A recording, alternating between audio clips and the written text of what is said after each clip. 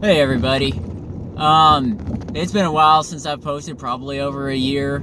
Just bivocational ministry life does not lend itself to having that much time to post to YouTube.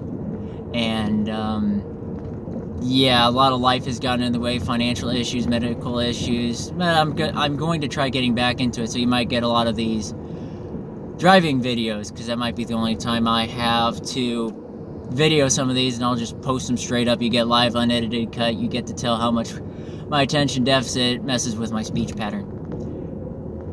Anyways, with all those excuses aside, I'll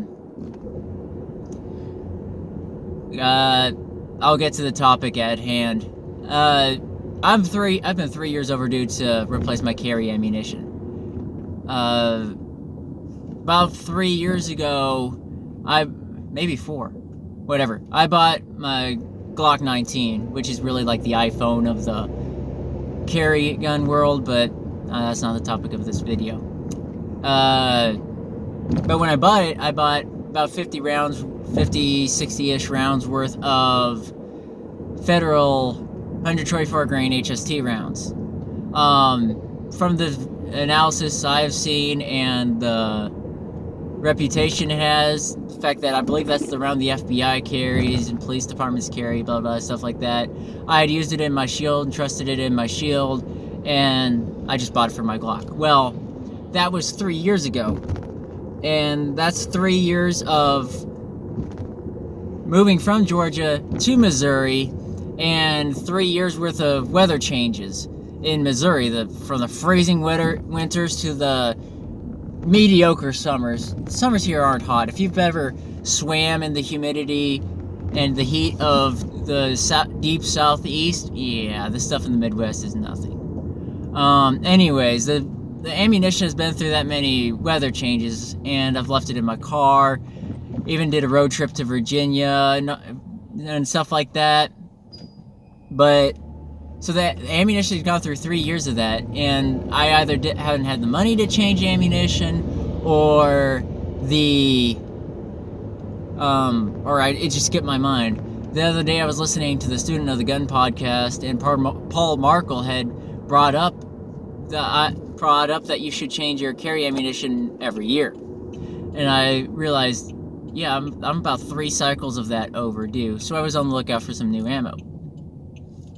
Found out that Ammunition Depot sells a 50 round box of federal HST 124 grain plus P ammunition, and it sells that for $30, which is 68 cents per round.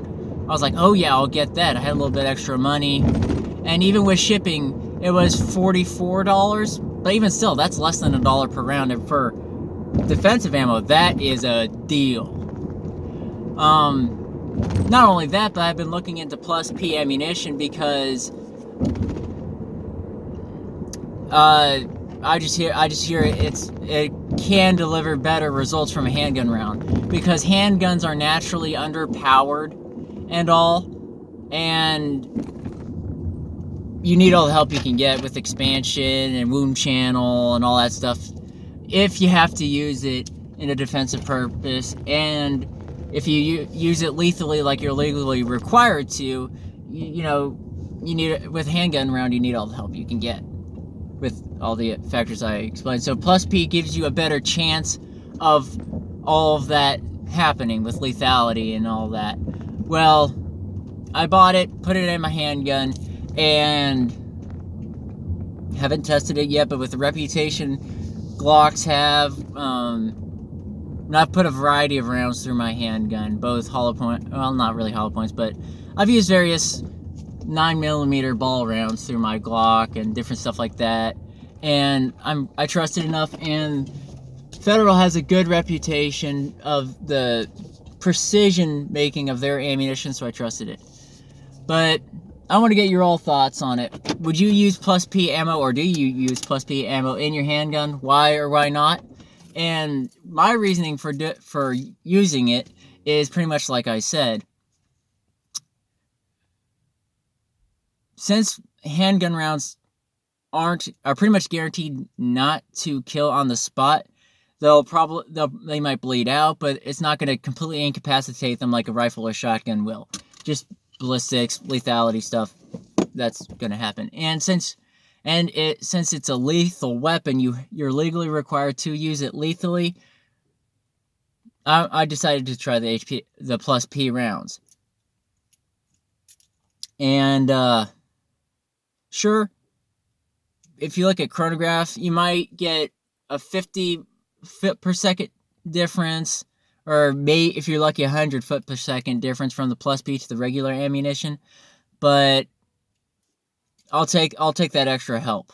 Especially when I looked at ballistic testing, the wound channels that the plus P federal HST rounds make is drastic. So, and I have the philosophy, if I have to use a lethal weapon and I have to lethally defend myself or people I care about, I want to do the attacker the mercy of putting him down quickly. Just because, like, killing is a necessary evil, but I don't want somebody to, if I have to kill in self-defense, I don't want the person to suffer. Even if I'm hunting, I want the thing to die on the spot. I don't want suffering to happen.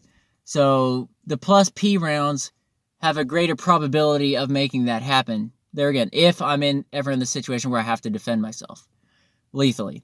I pray that doesn't happen, but if it does, I'll try that.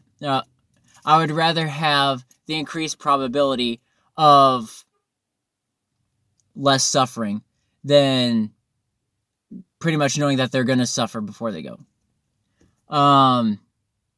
So do you all agree with me, disagree with me? Do you use plus P? What's your experience with plus P? Do you choose not to use plus P based on your experience with plus P? Let me know in your comments below. Or if you make a video response, send it to me so I can hear your thoughts out on it.